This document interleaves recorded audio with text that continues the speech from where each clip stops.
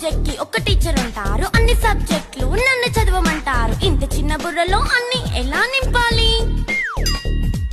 Class work, home work, fair notes అంటారు. Subject కి 3 books పెట్టి బ్యాగ్ నింపుతారు. ఇన్ఫాక్ట్ నా బరువు కన్నా నా బ్యాగ్ బరువే ఎక్కువ.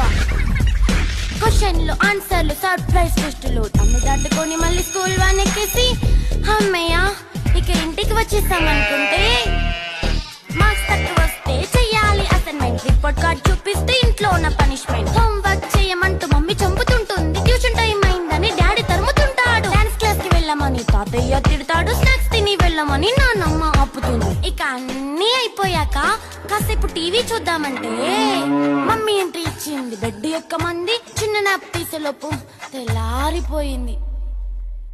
అయ్యో మళ్ళీ మొదలు ఈ స్కూల్ కష్టం.